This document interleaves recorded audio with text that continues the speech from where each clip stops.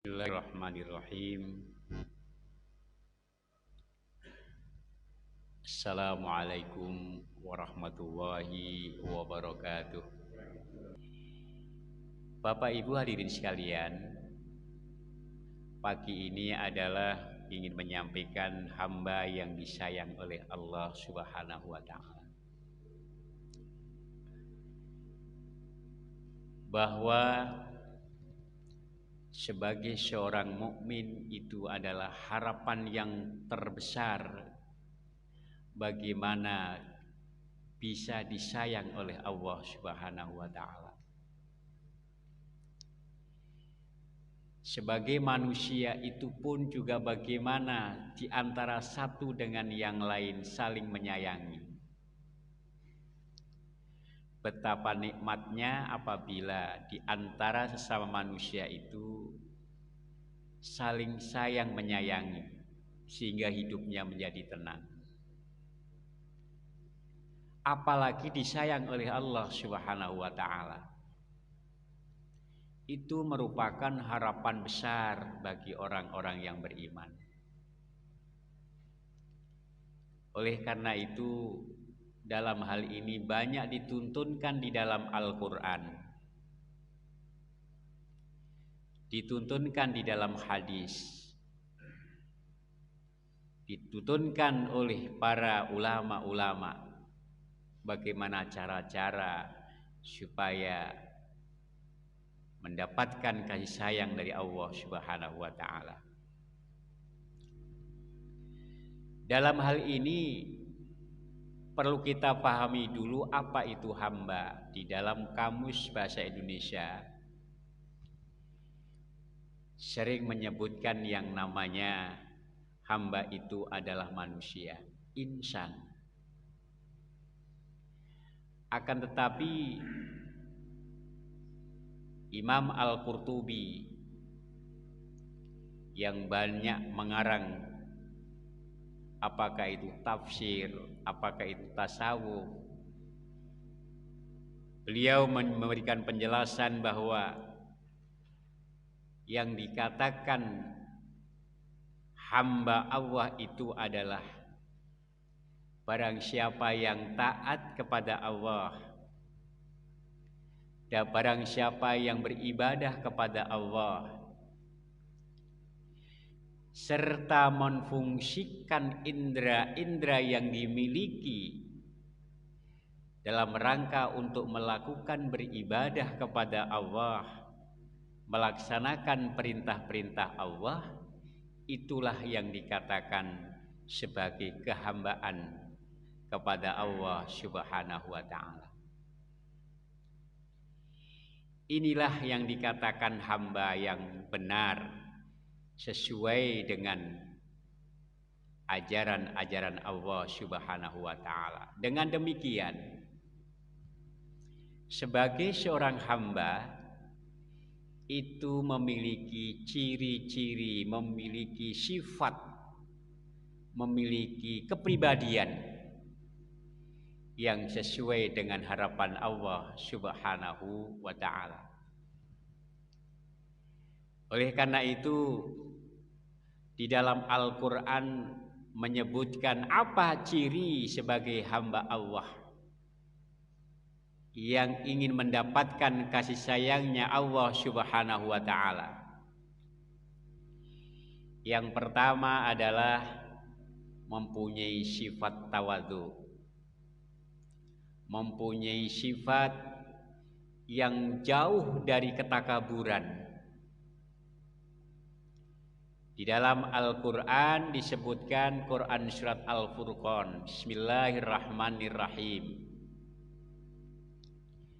Wa ibadur rahmanil ladzina yamshuna 'alal ardi hauna wa idza khatabahumul jahiluna qalu salama. Hamba Allah yang dicintai, hamba Allah yang disayangi itu diantaranya adalah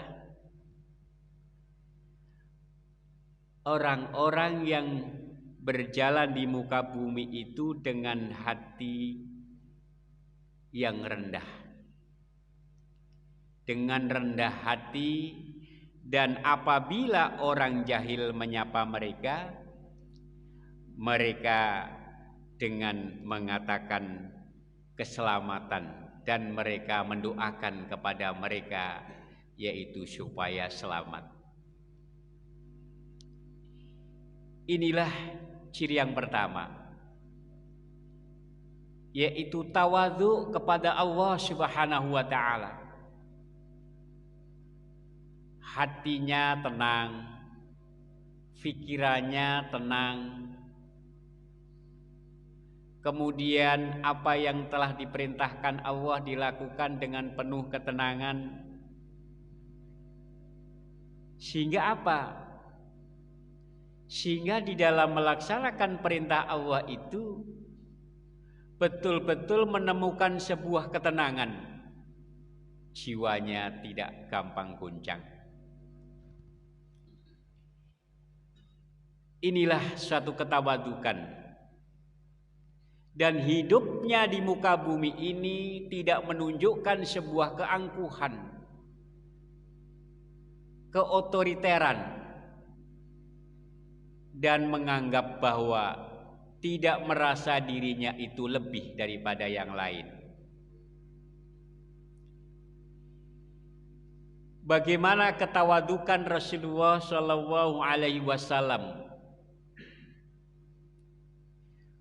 Rasulullah Shallallahu Alaihi Wasallam itu apabila ia melihat istrinya dalam keadaan kesulitan, melihat istrinya dalam keadaan kerepotan, ia peka. Akhirnya ia membantu kesulitan-kesulitan dan kerepotan daripada istrinya itu. Padahal Rasulullah Shallallahu Alaihi Wasallam itu kalau menghendaki tinggal perintah. Pada suatu ketika Rasulullah Shallallahu Alaihi Wasallam itu bajunya tersobek, kemudian ia jahit sendiri. Padahal kalau memerintahkan tolong para sahabat ini jahitkan, gampang. Tapi itu dijahit sendiri. Itulah tingkat ketawadukan Rasulullah. Padahal gampang sekali merintahkan. Wahai sang istri, tolong jahitin baju saya ini.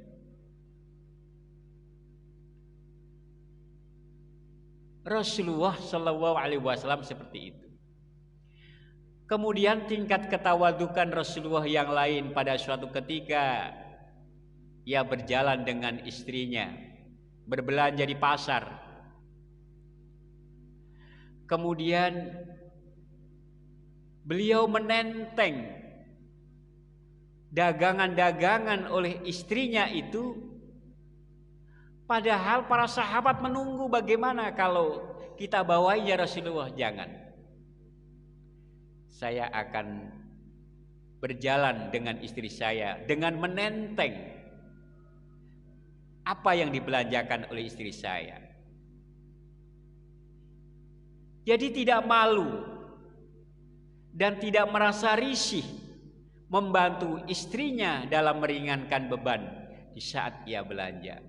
Padahal beliau itu apabila ia minta tolong, banyak orang yang siap untuk menolongnya. Itulah Rasulullah Shallallahu Alaihi Wasallam. Dan banyak lagi ketawadukan Rasulullah Shallallahu Alaihi Wasallam, lemah lembut dan lain sebagainya. Kemudian di dalam ayat itu dikatakan apabila ia dikatakan oleh orang lain adalah bodoh, caci maki, mengolok-olok. Di dalam Al-Quran dikatakan jangan kau jawab dengan bahasa yang sama. Mereka mengatakan dan mendoakan supaya mereka itu selamat. Itulah ciri sebagai seorang hamba yang dicintai oleh Allah Subhanahu wa taala. Mereka senang. Mereka mencintai terhadap orang-orang yang mempunyai sifat seperti itu.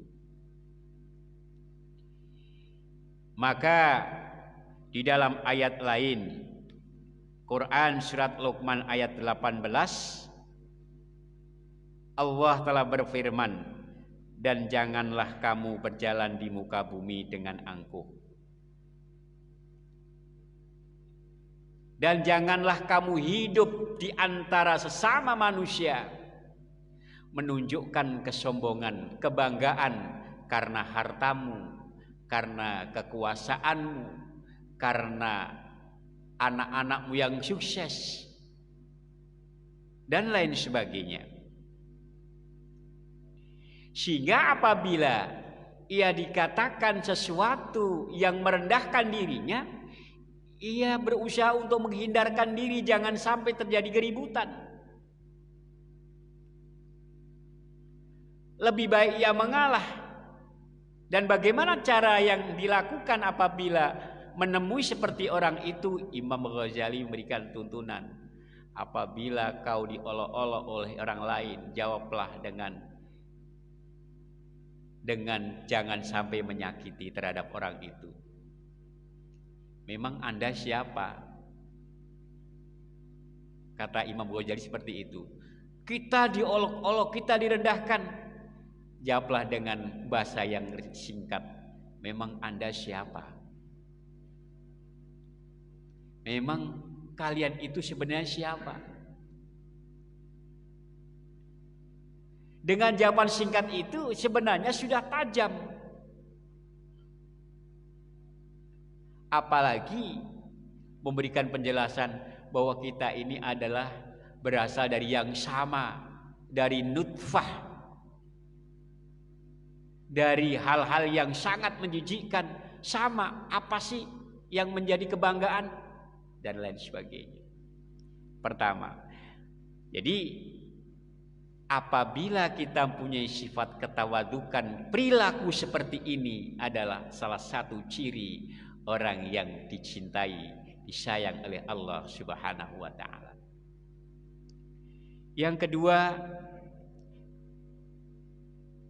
adalah hamba yang senang sholat malam. Di dalam Al-Quran Allah telah menyebutkan, dan orang-orang yang melalui malam hari dengan bersujud kepada Tuhan mereka dan mereka berdiri. Artinya apa? Sholat malam. Walladzina yabituna sujjadaw wa qiyama. Orang-orang yang sujud di malam hari dengan berdiri dan berdiri. Artinya apa? Sholat malam, sholat tahajud. Dan rasanya pembahasan tentang sholat tahajud sudah tidak dilakukan lagi. Dalam rangka apa kita melaksanakan sholat tahajud? Dalam rangka bersyukur kepada Allah dan dalam rangka mohon ampun kepada Allah Subhanahu wa taala. Kalau sudah bersyukur, mohon ampun kepada Allah Subhanahu wa taala, kita berdoa kepada Allah Subhanahu wa taala.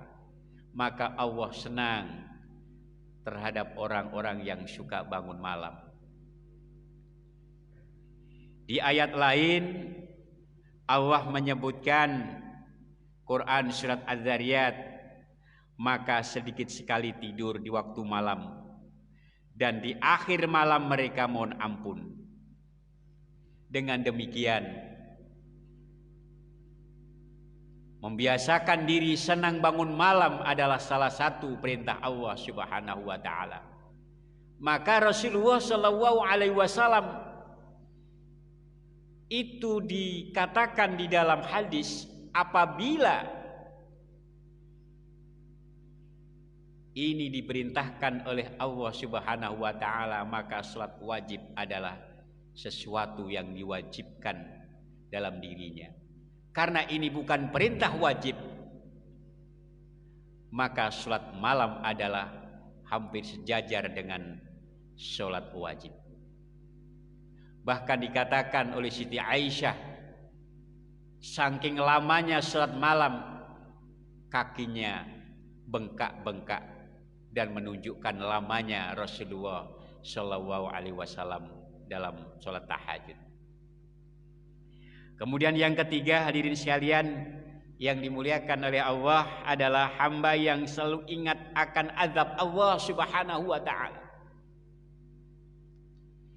Seseorang yang selalu ingat akan azab Allah Subhanahu wa Ta'ala, maka akan terdorong untuk beribadah kepada Allah Subhanahu wa Ta'ala dan berusaha untuk menjauhi apa yang dilarang oleh Allah.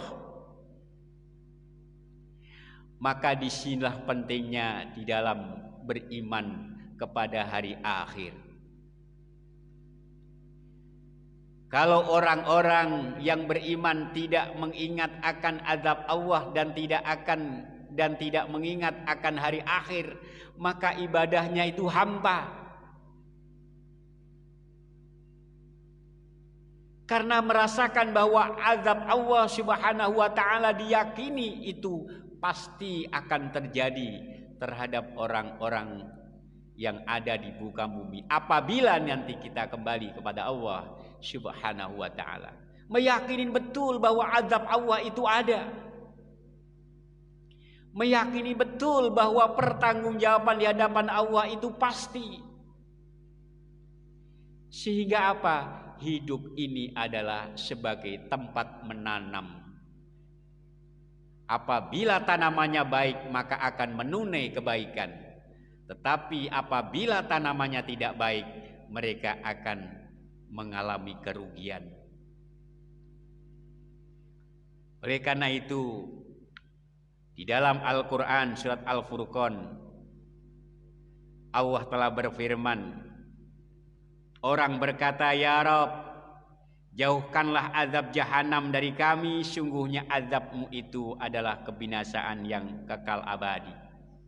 Sadar betul, yakin betul bahwa azab Allah itu pasti akan diberikan kepada orang-orang yang mengingkari akan perintah Allah Subhanahu wa Ta'ala.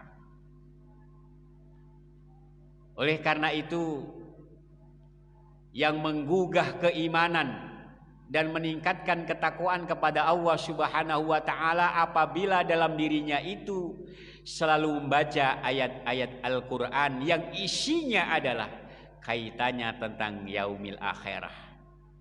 Insya Allah dengan merenungkan tentang yaumul akhirah, kita akan selalu waspada dan kita akan selalu takut akan Allah Subhanahu wa Ta'ala.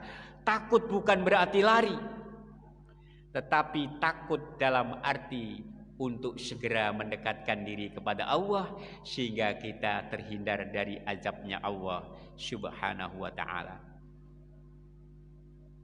Oleh karena itu, hadirin sekalian yang dimuliakan oleh Allah Subhanahu wa Ta'ala, bagaimana kita supaya mendapatkan ridha Allah Subhanahu wa Ta'ala?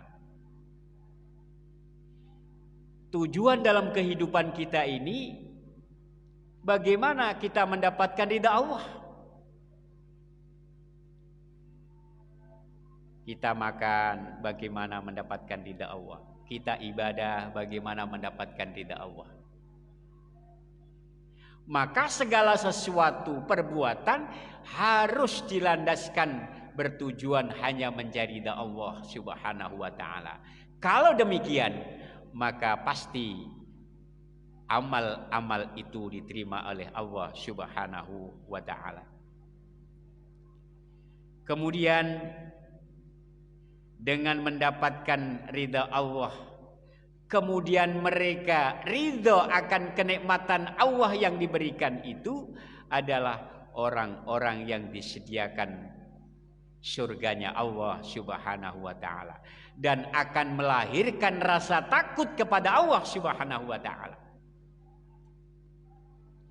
Itulah orang-orang yang ridho akan kenikmatan Allah Subhanahu wa ta'ala. Kemudian yang keempat adalah hamba yang gemar menginfakkan hartanya di jalan Allah Subhanahu wa ta'ala. Banyak ayat Al-Quran yang menjelaskan bahwa harta itu sekedar titipan. Harta itu adalah sebagai sarana untuk mencapai ridhonya Allah Subhanahu wa ta'ala. Walladzina anfikuna, dan orang-orang yang menginfakkan dengan tidak boros, dengan tidak kikir, untuk dibelanjakan di jalan Allah Subhanahu wa ta'ala. Di dalam Quran surat Al-Furqan, dan orang-orang yang apabila membelanjakan hartanya, mereka itu tidak berlebihan dan tidak kikir, di antaranya yang demikian itu mengambil jalan pertengahan. Artinya apa? Artinya bahwa harta yang kita miliki, harta yang diberikan oleh Allah Subhanahu wa ta'ala itu supaya dikeluarkan sebagian untuk kepentingan di jalan Allah Subhanahu wa ta'ala. Jangan menganggap bahwa harta ini adalah hasil jerih payah sendiri. Bagaimana cara memperlakukan harta itu supaya mendapatkan ridha Allah Subhanahu wa ta'ala? Maka Imam Ghazali itu membagi 3 hal. Yang pertama, harta itu digunakan untuk perjuangan kepentingan agama Allah Subhanahu wa ta'ala. Diberikan nyoh, ini. Silahkan dan lain sebagainya. Sifat ini hanya dimiliki oleh para sahabat Nabi Muhammad sallallahu alaihi wasallam. Abu Bakar As-Siddiq pernah menawarkan kepada Rasulullah, "Ya Rasulullah, hartaku ini supaya kau gunakan sepenuhnya untuk perjuangan Islam." Umar bin Khattab saking irinya dengan Abu Bakar, "Silahkan untuk perjuangan ajaran Islam." Namun Rasulullah Shallallahu Alaihi Wasallam menyampaikan, "Wahai Umar, kami terima kasih, tapi kami tidak mau untuk menggunakan semuanya. Minimal kamu gunakan seperempatnya, kamu gunakan untuk kepentingan keluargamu." Maka kategori ini hanya dimiliki oleh para sahabat. Allah tahu kok kemampuan manusia itu. Yang kedua, kata Imam Ghazali, apabila mempunyai harta supaya rutinitas digunakan untuk sedekah, berinfak demi perjuangan agama Allah Subhanahu wa ta'ala. Barangkali ini yang kita harapkan, sehingga mengatur, memanage harta itu dengan sebaik-baiknya. Sebagian untuk keluarga, sebagian untuk disimpan keperluan apabila di suatu saat ada sumbangan agama, sebagian untuk diinfakkan dan lain sebagainya, dimanage. Dan yang ketiga adalah mengumpulkan harta sebanyak-banyak hanya dikeluarkan dalam setahun sekali. Dan ini kategori yang terendah, kata Imam Ghazali. Oleh karena itu, hadirin sekalian yang dimuliakan oleh Allah Subhanahu wa ta'ala, di dalam Al-Quran surat Al-Isra memperkuat ayat ini. Dan janganlah kamu jadikan tanganmu terbelenggu di leher, pelit. Dan janganlah pula kamu terlalu mengulurkan, artinya boros. Inilah kebijakan Allah Subhanahu wa ta'ala. Tahu kadar tentang keimanan manusia itu, mencari jalan tengah itu yang terbaik.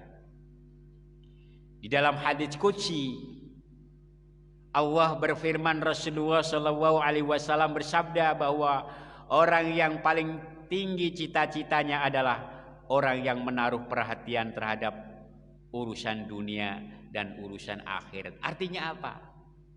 Harta itu supaya sebagai sarana dalam rangka untuk ibadah kepada Allah Subhanahu wa ta'ala. Raihlah karunia Allah itu sebanyak-banyaknya. Tetapi kamu jangan melupakan bahwa kalian itu akan dimintai pertanggungjawaban di hadapan Allah Subhanahu wa ta'ala. Maka sebagian kamu keluarkan untuk kepentingan sedekah. Kemudian yang kelima adalah hamba yang bertaubat dan tidak mengulangi maksiat. Dikit lagi Pak ya. Hamba yang bertaubat dan tidak mengulangi maksiat.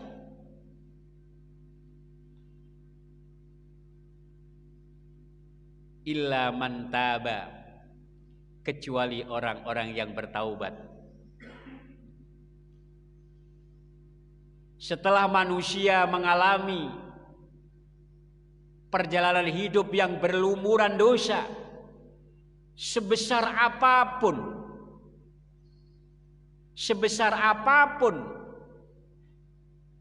kalau mau bertobat kepada Allah Subhanahu wa ta'ala, maka Allah lebih senang dan Allah lebih sayang kepada orang-orang seperti itu. Jadi tidak ada yang sulit bagi Islam. Suatu ketika orang Yahudi itu bertanya. Pada suatu ketika orang Yahudi itu melakukan suatu perbuatan. Apabila istrinya itu mengalami haid, maka ia menghindari. Tidak mau bertidur berdua, kemudian tidak mau menyentuh, ia jauh. Jadi tidak hanya sekedar tidak bersetubuh, tapi ia menjauhkan diri dari istrinya itu. Nyolek nggak mau, megang nggak mau. Maka dengan itu mendapatkan teguran dari Allah Subhanahu wa ta'ala.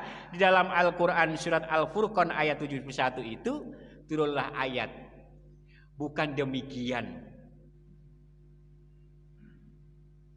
kamu boleh tidak bersetubuh memang dilarang, tapi tidak mesti harus menghindar daripada istrimu. Maka setelah kamu itu lakukan seperti itu, maka kamu segera bertaubat kepada Allah Subhanahu wa ta'ala. Maka kalau kaitannya dengan bertaubat kepada Allah, itu selalu diiringi dengan ayat-ayat dalam perjalanan melakukan perbuatan dosa. Adapun gambaran di dalam hadis, gambaran orang-orang yang mendapatkan kasih sayang dari Allah Subhanahu wa ta'ala bertaubat itu adalah ibarat orang yang kehilangan hartanya, orang yang kehilangan untanya pada saat itu.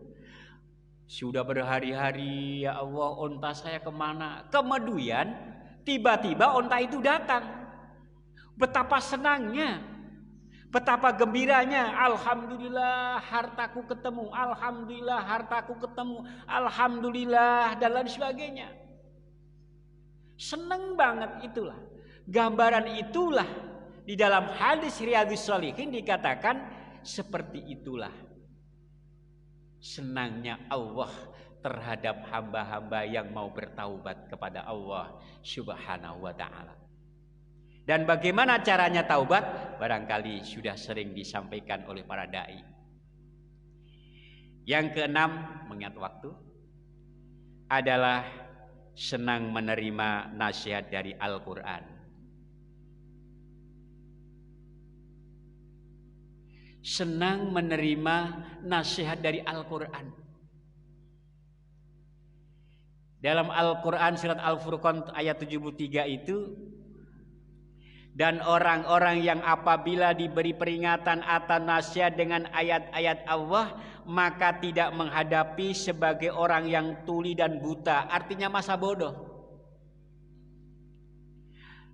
Sehingga seorang yang dicintai oleh Allah, orang yang ingin disayang oleh Allah, apabila mendengarkan kajian-kajian yang kaitannya dengan Al-Quran, As-Sunnah, nasihat Allah, maka dengarkan dengan baik, renungkan dengan baik, hayati dengan baik, ambil manfaatnya, kemudian laksanakan. Inilah salah satu ciri hamba yang disayang oleh Allah Subhanahu wa taala.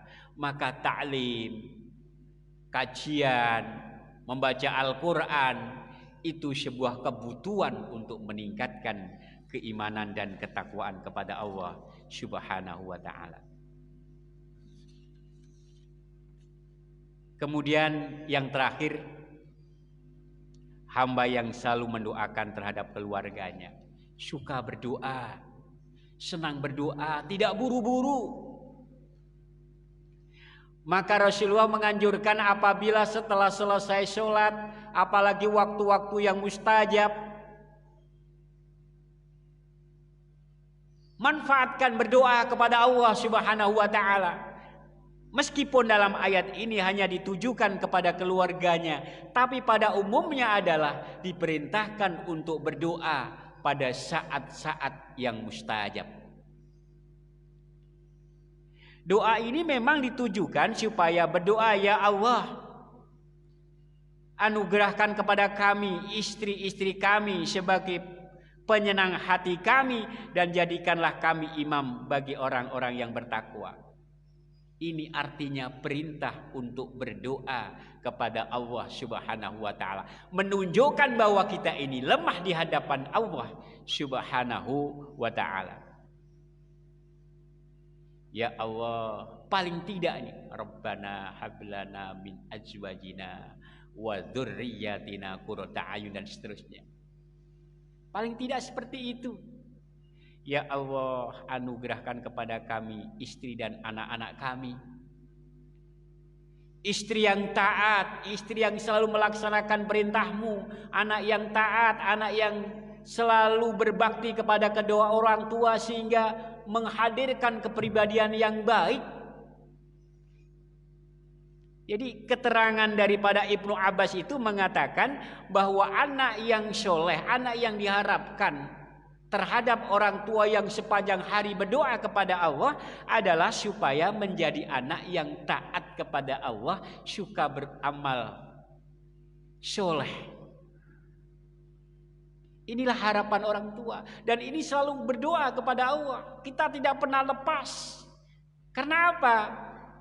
Oleh tatkala kita menghadap Allah Subhanahu wa taala itu diantaranya adalah apabila kita punya istri, punya anak yang selalu mendoakan kepada suami maupun bapaknya di saat dipanggil oleh Allah Subhanahu wa taala. Ini nilai jariah yang paling berharga.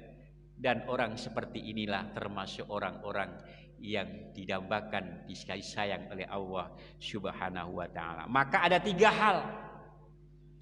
Ada tiga hal jariah yang harus kita raih. Pertama adalah kita memiliki ilmu yang bermanfaat. Kita berikan nasihat kepada istri dan anak. Apabila nasihat itu diamalkan, kita termasuk punya jariah. Jadi apabila kita memberikan nasihat kepada orang lain yang sumbernya dari Al-Quran, kemudian ia itu melaksanakan, itu jariah. Namanya ilmu yang bermanfaat. Yang kedua adalah sedekah. Sedekah yang mengandung jariah.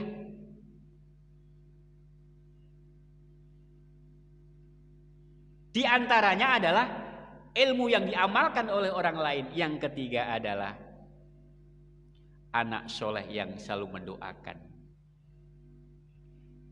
Inilah di antaranya apa yang saya sampaikan pada pagi hari ini. Karena waktunya sebenarnya ada 10, namun hanya 7 yang bisa kami sampaikan.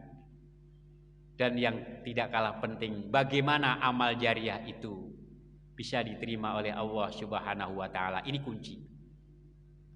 Di dalam Riyadhus Shalihin dijelaskan bahwa amal yang diterima oleh Allah Subhanahu wa taala harus mengandung syarat. Pertama adalah segala amal itu harus sesuai dengan niatnya, niat karena Allah Subhanahu wa taala. Yang kedua, amal itu harus dilandaskan dengan ajaran Allah dan Rasulullah sallallahu alaihi wasallam, bukan sekedar dari warisan nenek moyang. Warisan nenek moyang tidak semuanya sesuai dengan Allah dan Rasulullah. Yang ketiga, harus dengan penuh keikhlasan. 3 hal itulah yang menjadi landasan amal diterima oleh Allah Subhanahu wa taala. Jangan sampai nanti di saat menghadap Allah kelihatannya baik tapi ditolak oleh Allah Subhanahu wa taala. 1 menit lagi. Suatu ketika Allah Subhanahu wa taala memanggil, wahai hambaku, apa yang kamu lakukan di saat kamu hidup? Aku selalu berjihad ya Allah. Apa kata Allah? Kamu bohong. Kamu bohong. Kamu jihad bukan karena aku, tapi karena kamu ingin mencari nama. Apalagi kami sedekah, kata Allah. Bohong.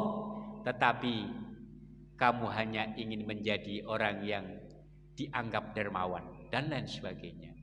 Itulah keikhlasan adalah suatu hal yang utama dan niat adalah sesuatu yang mendasar. Billahi taufiq wa hidayah. Assalamualaikum warahmatullahi wabarakatuh.